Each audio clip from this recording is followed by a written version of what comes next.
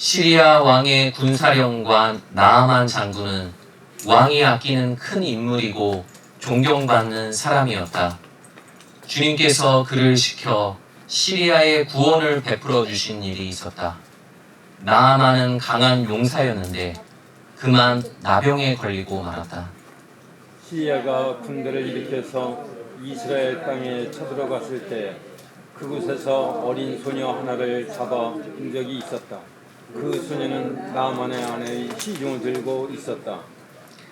그 소녀가 여주인에게 말하였다. 주인 어른께서 사마리아에 있는 한 예언자를 만나보시면 좋겠습니다. 그분이라면 어른의 나병을 고치실 수가 있을 겁니다. 나아만은 군마 병거를 거느리고 와서 엘리사의 집문 앞에 멈추어 섰다. 엘리사는 사환을 시켜서 나아만에게 요단강으로 가서 몸을 7번 씻으면 장군의 몸이 다시 깨끗하게 될 것이라고 말하였다. 나아만은 이 말을 듣고 화가 나서 갈 길을 돌렸다. 적어도 엘리사가 직접 나와서 정중히 나를 맞이하고 주 그의 하나님의 이름을 부르며 상처 위에 직접 안수하여 나병을 고쳐줘야 도리가 아닌가. 다마스쿠스에 있는 아마나강이나 바르발강이 이스라엘에 있는 강물보다 좋지 않다는 말이냐? 강에서 씻으려면 거기에서 씻으면 될 것 아닌가? 우리나라의 강물에서는 씻기지 않기라도 한다는 말이냐? 하고 불평하였다. 그렇게 불평을 하고 나서 나아만은 발길을 돌이켜 분을 참지 못하며 떠나갔다. 그러나 부하들이 그에게 가까이 와서 말하였다. 장군님, 그 예언자가 이보다 더한 일을 하라고 하지 않으시겠습니까? 다만 몸이나 씻으시려는데 그것 못할 까닭이 어디 있겠습니까? 다 함께 그리하여 나아만은 하나님의 사람이 시킨 대로 요단강으로 가서 7번 몸을 씻었다. 그러자 그의 살결이 어린아이의 살결처럼 새 살로 돌아와 깨끗하게 나았다. 여러분 안녕하세요. 네, 한 주간도 평안하셨습니까? 장마가 시작돼서 몸도 마음도 지치기 쉬운 요즘인데요. 오늘 하나님이 주신 이 말씀을 붙잡고 새로운 한 주 살아가시길 소망합니다. 벌써 2026년의 절반이 다 지나갔죠? 이맘때가 되면 직장에 다니시는 분들은 상반기 평가라는 것 때문에 많이 이제 분주해지시는데요. 지난 6개월 동안 내가 올린 실적이 숫자로 나오고 등수가 매겨집니다. 어떤 평가서로 내 이름 석자를 단장하느냐에 따라서 내 어깨가 펴지기도 하고 또 처지기도 하죠. 그러고 보면 우리는 아침마다 옷만 걸치는 게 아니죠.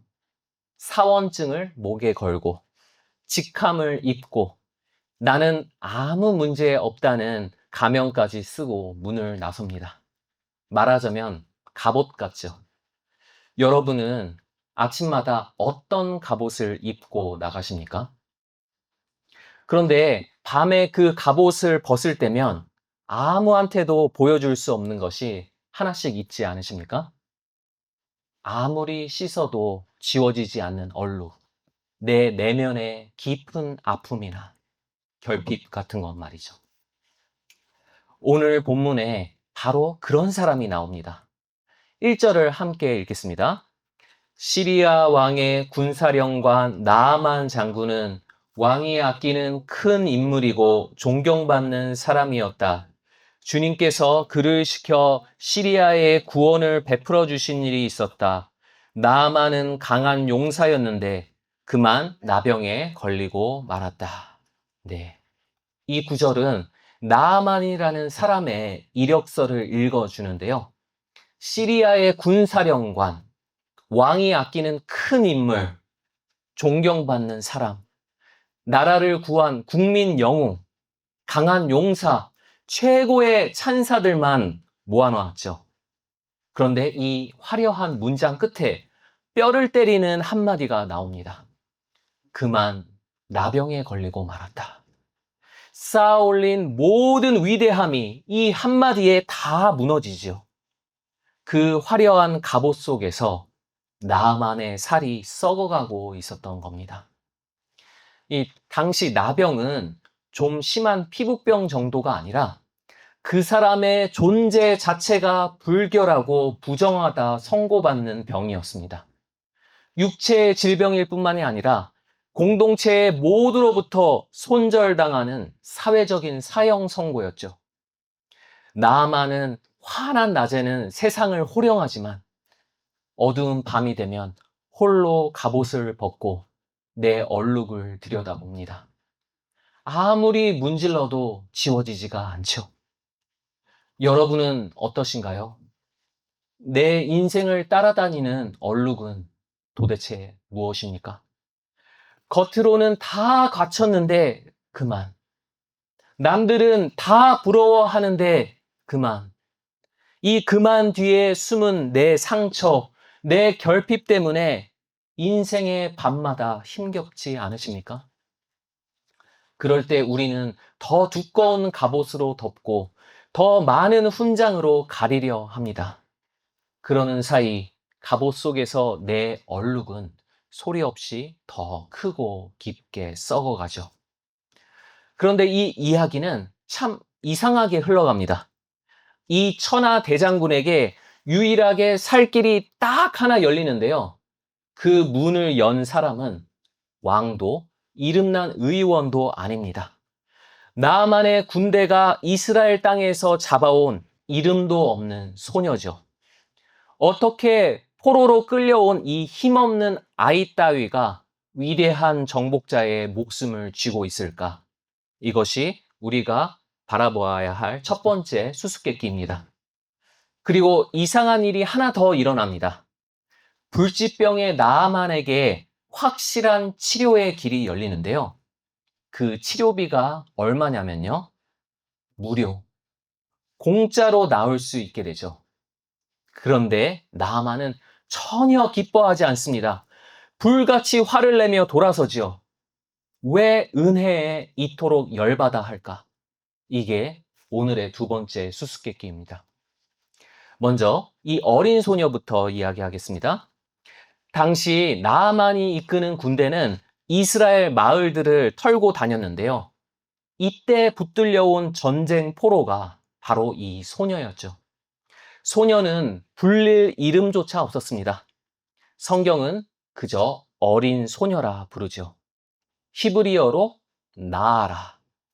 어린 소녀가 히브리어로 뭐라고요?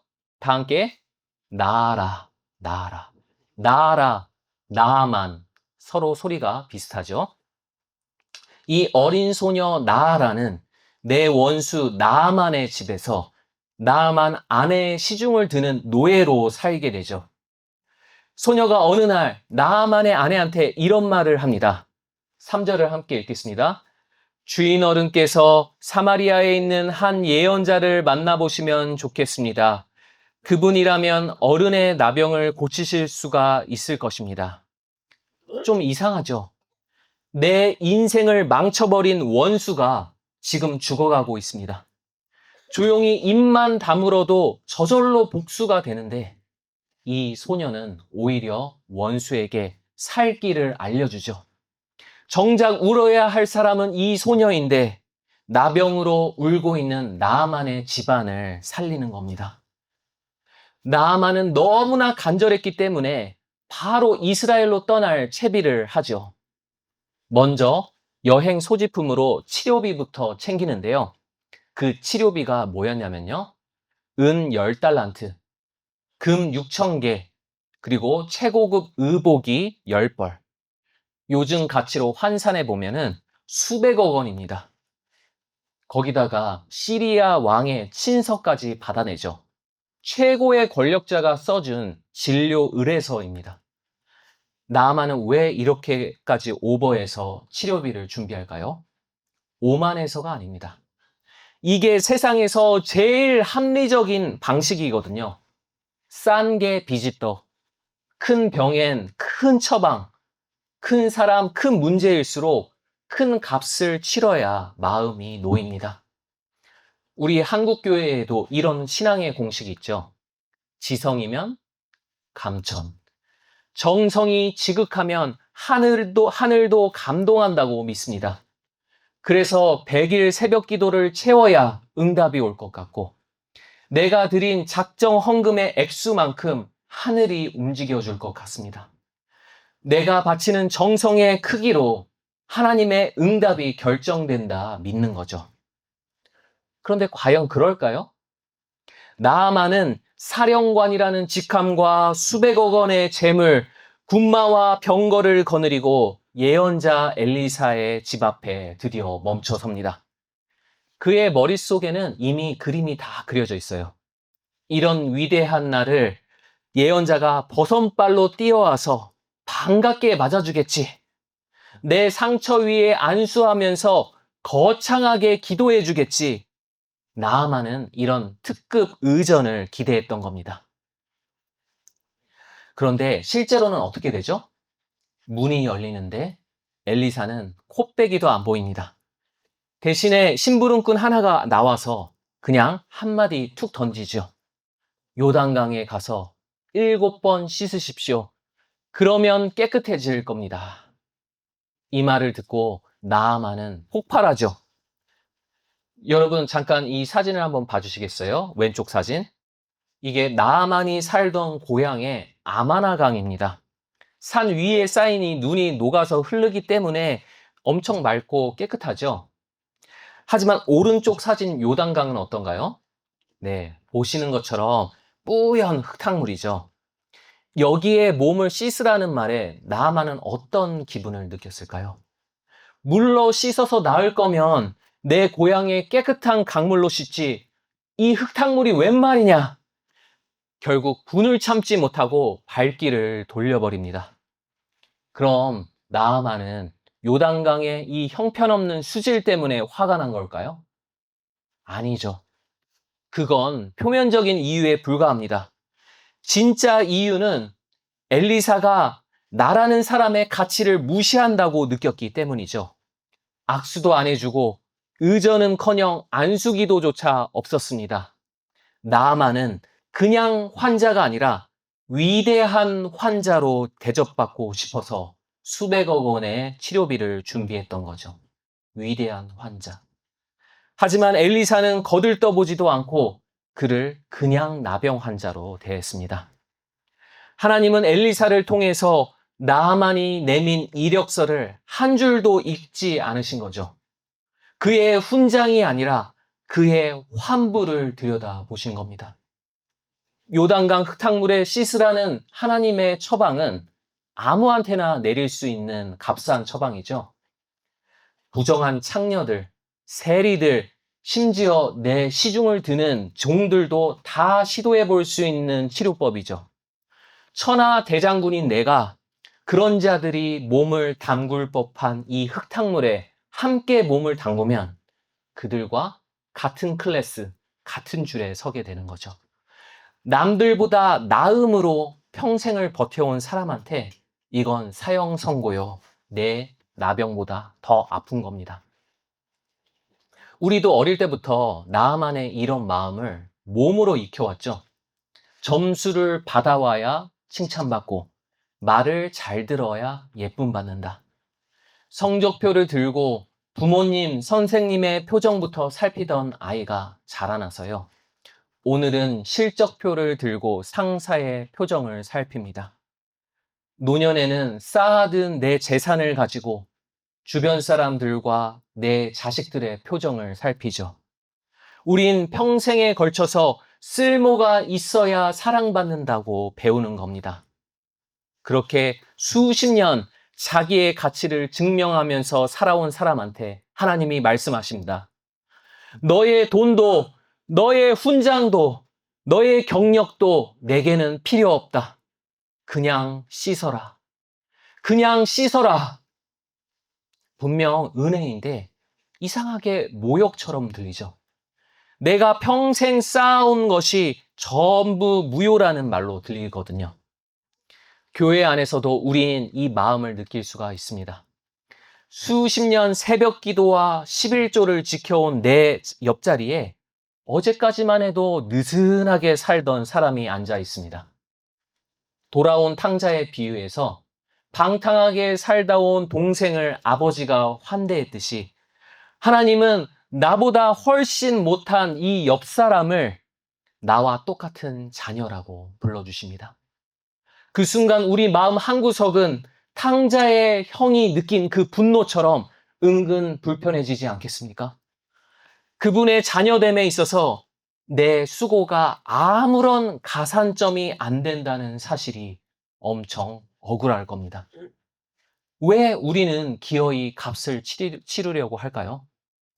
값을 치르면 나는 환자가 아니라 고객이 되기 때문입니다. 고객은 구걸하는 게 아니라 거래하는 거니까 당당하게 요구하고 통제할 수 있잖아요. 하지만 은혜를 거저받으면 나는 그저 불쌍한 사람. 하나님의 불쌍히 여기심 없이는 살 수 없는 자가 되어버리죠. 공짜로는 못 받겠다. 값을 치르고 은혜를 사겠다. 결국 이 말은 내 인생의 주도권만은 하나님께 도저히 내어드릴 수가 없습니다. 라는 뜻인 겁니다. 성경에서 나병이란 단순한 질병이 아니라 하나님 앞에서 우리가 이토록 부정한 상태라는 걸 보여주는 상징입니다. 하나님과 우리 인간 사이를 끊어놓는 병이죠. 나만의 진짜 질병은 피부에 있지 않았습니다. 내 힘으로 은혜를 사드리겠다는 그 오만한 마음. 자기의라는 영적인 나병이 더 치명적인 질병이었던 거죠. 육적인 나병은 내 겉모습만 썩어가지만 자기의는 내 영혼이 썩어가는 겁니다. 아이러니하게도 나아만이라는 이름의 뜻은요, 은혜로움입니다. 나아만의 이름 뜻이 뭐라고요? 은혜로움. 예. 그런데 이름만 은혜이지 정작 은혜가 뭔지 모르죠. 저 흙탕물이야말로 은혜 가득한 길인데 그 길을 내 자존심이 허락하지가 않습니다. 결국 나아만은 자기 집 방향으로 병거를 틀어버리죠. 이대로 돌아가면 어떻게 되겠습니까? 갑옷 속에서 천천히 썩어 죽어가겠죠. 아무도 나아만을 죽음으로 내몰지 않았습니다. 자기 손으로 은혜의 문을 닫아버리고 돌아선 거죠. 그래서 C.S. 루이스는 말합니다. 지옥의 문은 바깥에서 누가 잠가버려서 내가 못 빠져나가게 되는 것이 아니라 그 문 안에서 내 스스로 잠가버리는 거라고요. 우리도 나아만처럼 낫고 싶습니다. 그런데 이 방식으로는 낫기 싫습니다. 살고 싶습니다. 그런데 굽히면서 살기는 싫습니다. 이 갑갑함을 벗어버리고 싶습니다. 그런데 내 오만함의 갑옷을 벗을 줄 모릅니다. 그렇게 우리 죄인의 운명의 바퀴가 죽음을 향해 굴러가고 있었던 거죠. 그런데 오늘 본문에선 누군가가 나서서 나아만의 잘못된 길을 가로막습니다. 왕도 예언자도 아닙니다. 나아만의 종들이죠. 종들. 지금 내 주인은 화가 막 머리 꼭대기까지 치밀어 올라서 말 한마디 잘못 붙였다간 내 모가지가 날아갈 판이죠. 그런데도 다가갑니다. 13절을 함께 읽겠습니다. 장군님, 그 예언자가 이보다 더한 일을 하라고 하였다면 하지 않으셨겠습니까? 다만 몸이나 씻으시라는데 그러면 깨끗해진다는데 그것 좀 못할 까닭이 어디에 있습니까? 네, 종들의 이 한마디가 나아만의 급소를 정확하게 찌릅니다. 더한 일을 하라 하면 했겠죠.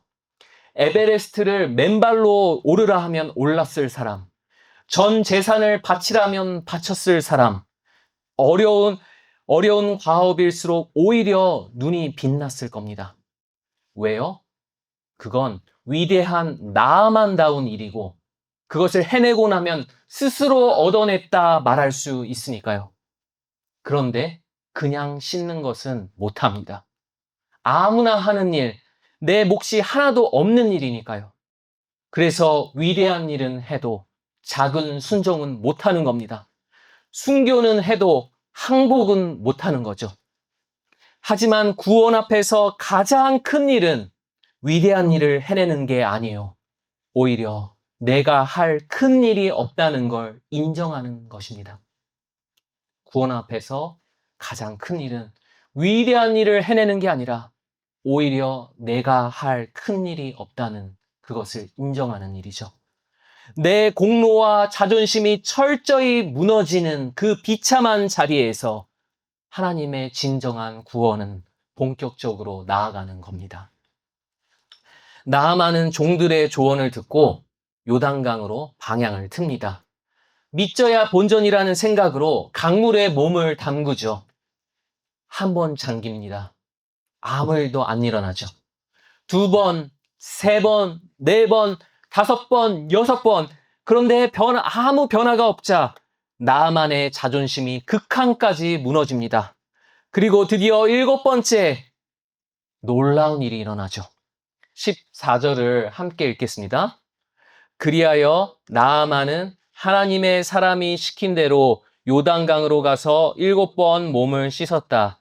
그러자 그의 살결이 어린아이의 살결처럼 새 살로 돌아와 깨끗하게 나았다. 네. 나아만이 자존심을 내려놓고 예언자의 말을 따르니까 썩어 문드러진 살이 어린아이 살결처럼 새로워졌습니다. 누구 살결처럼 됐다고요? 네, 어린아이. 이 어린아이라는 말은 히브리어로 나하르입니다. 나하르. 뭔가 좀 귀에 익숙한 말처럼 들리시죠? 은혜로움이라는 이름은 나아만. 그에게 살 길을 알려줬던 어린 소녀는 나아라. 새 살을 상징하는 어린아이는 나하르. 나아만, 나아라, 나하르. 서로 소리가 비슷하죠. 성경은 눈으로 읽기 전에 원래 귀로 듣던 책이었습니다. 그래서 우리가 소리가 비슷한 말을 가지고 아재 개그를 하듯이 성경도 귀에 착 감기는 말놀이, 즉 언어 유희로 핵심 메시지를 전달했던 겁니다. 오늘 말씀이 우리한테 진정 전하려는 메시지는요. 오만한 장군 나아만이 나하르, 즉 어린아이와 같은 새 살로 거듭날 수 있었던 것. 하나님의 은혜가 그의 교만을 붕괴시키고 어린 여종 나아라와 같은 낮은 자리로 인도해 주셨기 때문인 것입니다. 나아만은 결코 스스로는 자기 의의를 내려놓을 수 없는 자였죠. 하나님의 은혜는 그런 그를 철저한 겸손으로 이끄시려고 사람을 보내셨습니다.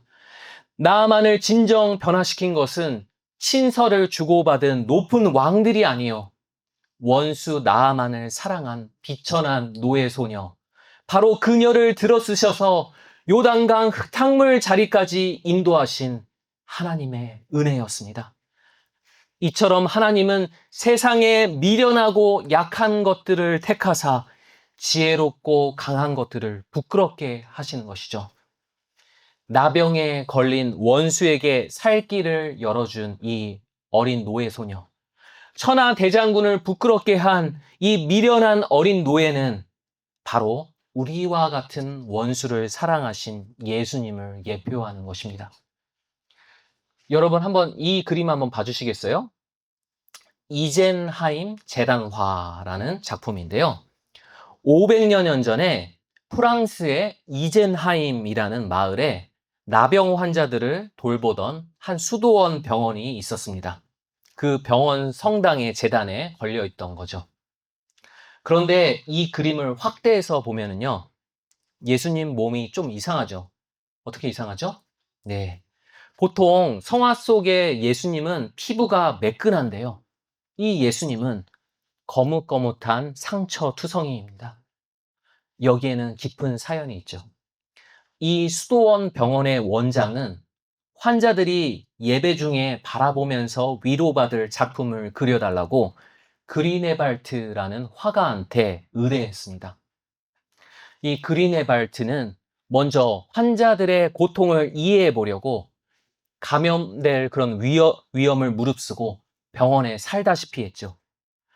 가까이서 지켜본 그 나병 환자의 삶은 너무나도 끔찍했습니다.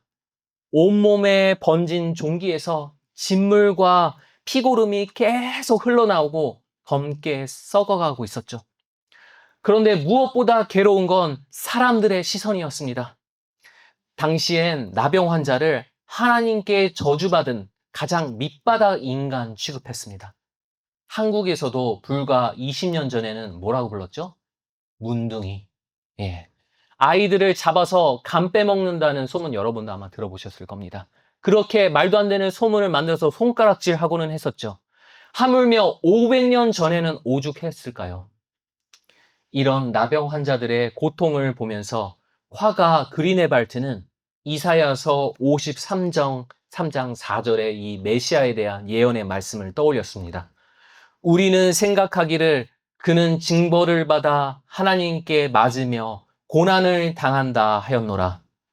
여기서 이 징벌을 받다라는 말은 히브리어로 나병에 걸리다라는 뜻도 가지고 있습니다. 그래서 당시 그 유럽의 공식 성경이었던 라틴어 성경은 이 구절을 우리는 그를 메시아를 나병 걸린 자처럼 여겼다라고 번역했습니다. 그래서 이 라틴어 성경을 1000년도 넘게 읽었던 유럽의 크리스천들한테는요, 예수님 하면 떠오르는 이미지 중 하나가 바로 나병 환자였습니다. 화가 그리네발트는 바로 이 점을 캐치해서 예수님이 우리를 위해서 실제로 나병에 걸리신 모습을 이렇게 그린 것이죠. 병원 환자들은 이 그림을 보고 어떤 느낌을 받았을까요? 예수님의 몸이 지금 내 처지와 똑같습니다. 나와 똑같은 상처, 나와 똑같은 종기, 내 몸처럼 저주받은 살덩이. 그 순간, 이 그림을 보는 그 순간 그들은 깨달았습니다. 아, 하나님은 나의 이 비참함을 외면하지 않으셨구나. 지금의 이런 나를 일으키시려고 예수님 안에서 내 고통의 심연에까지 내려와 나와 똑같은 아픔을 미리 겪으셨구나.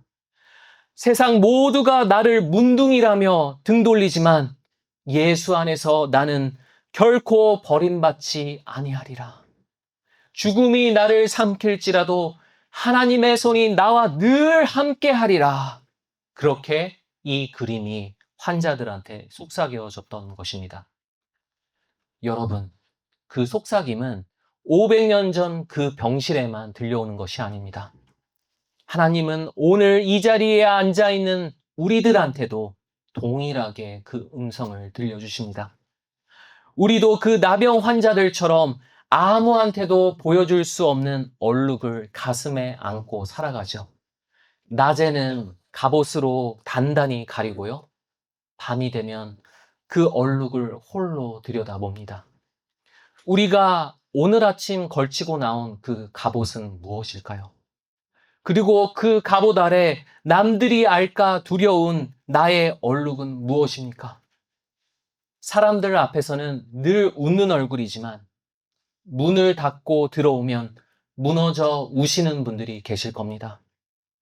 또 누구에게도 말 못할 죄를 홀로 끌어안고 하나님도 이런 나는 등 돌리셨을 거라며 고개를 떨구고 계신 분들도 계실 겁니다.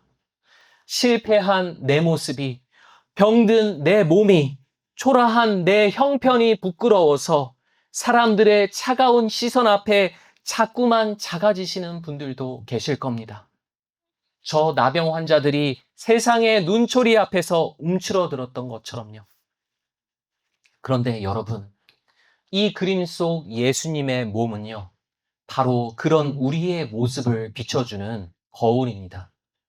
거뭇한 상처, 짓무른 종기, 저주받은 살덩이, 그건 나병 환자의 몸이기 이전에요. 하나님의 원수된 우리 죄인의 얼룩이었던 것입니다. 예수님이 그 얼룩을 대신 뒤집어 쓰셨습니다. 내 부끄러움을, 내 죄를, 내 저주를 당신의 깨끗한 몸으로 다 옮겨 입으신 것이죠.